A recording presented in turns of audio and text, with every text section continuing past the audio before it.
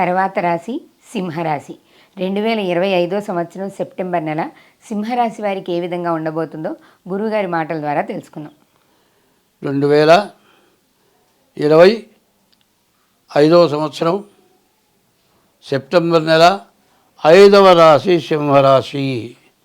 ఈ సింహరాశికి ఎట్లా ఉందో చూద్దాం. సింహస్యాధిపతి సూర్య, సింహలగ్నానికి అధిపతి సూర్యుడు. కానీ ఈయనకి అష్టమంలో శనిపడ్డాడు. సింహరాశికి అష్టమంలో శనిపడ్డాడు.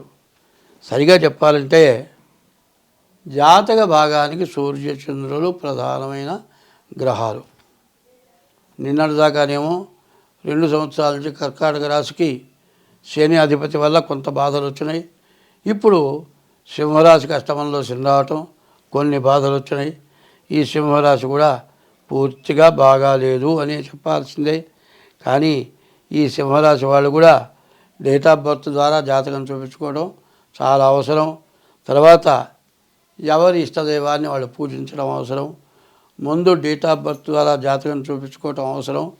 జాతక రీత్యా ఏం చేయాలో తెలుసుకొని చేస్తే మీరు సమస్యల నుండి బయటపడతారు. ముఖ్యంగా నేను చెప్పబోయేది ఒకటే. ఒక వ్యక్తి 60 సంవత్సరాల దాకా విపరీతంగా సంపాదించాడు. కొన్ని 100 కోట్లు అనుకుందాం. నాకేమీ అనుకున్నాడు. తన కొడుకులు మనవలు మునిమనవలకు కూడా దిగులు లేకుండా తిండి ఉంటుందనుకుంటారు. అట్లాంటి సంపాదన మొత్తం పోయింది.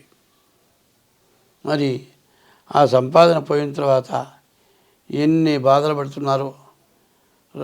రామసుబ్బారెడ్డి అని ఒక ఆయన ఉన్నాడు, సినిమా డైరెక్టరు. ఎంత ధర్మదాతో.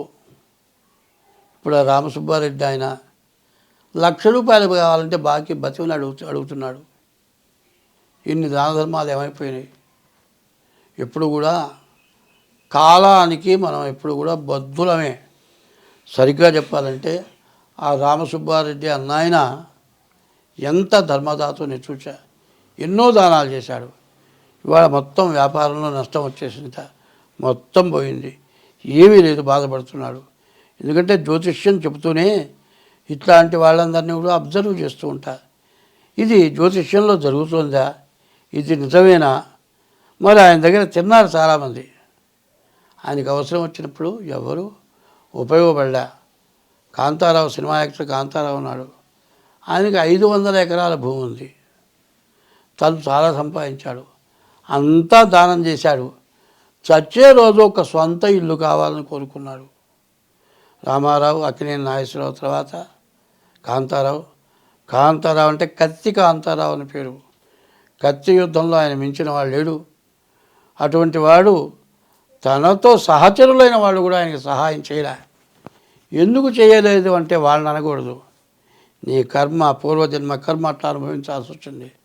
కాబట్టి చాలామంది ఏమంటారంటే ఇవాళ నాకేం లేదు కాబట్టి సరిపోయింది, నాకు గనకుంటే 100 వృద్ధాశ్రమాలను 1000 అనాథ శరణాలయాలు కట్టిస్తానంటాడు. వచ్చిన తర్వాత ఏం చేయడు. బాగా చేసిన వాళ్ళే బాధలు పడుతూ ఉన్నారు. దానం చేయటానికి, దానం తీసుకుంటానికి అర్హత గలవాడికి దానం చేయాలి. ఆ అర్హత లేని వాడికి దానం చేస్తే ఏమీ ప్రయోజనం లేదు. ఎప్పుడు కూడా ఈ సింహరాశి చాలా కష్టదశలో ఉంది. కాబట్టి ఈ రాశి వాళ్ళు దైవ బలం ఎక్కువగా ఉండాలి. దైవ బలం లేకపోతే చాలా ఇబ్బంది పడతారు. వీళ్ళు తప్పనిసరిగా ముందుగా డేట్ ఆఫ్ బర్త్ ద్వారా జాతకం చూపించుకోవడం చాలా అవసరం. ఈ జాతకం చూపించుకొని జాతక రీత్యా డేట్ ఆఫ్ బర్త్ లేకపోతే హస్త సాముద్రిక ద్వారా అయినా సరే జాతకం చూపించుకోండి. వీళ్ళకి విపరీతమైన ఖర్చు ఎక్కువగా కనబడుతుంది. ద్వాదశంలో గురువు ఉండటం, మరి ద్వితీయంలో కుజుడు ఉండటం, అనవసరమైన దండగ మారి ఖర్చులన్నీ కూడా వచ్చి చాలా కష్ట నష్టాలు పట్టడానికి చాలా ఎక్కువ అవకాశం కనబడుతుంది. కాబట్టి ఈ రాశి వాళ్ళు ఎంత జాగ్రత్త పడితే అంత మంచిది. స్వస్తి. ధన్యవాదాలు గురువుగారు.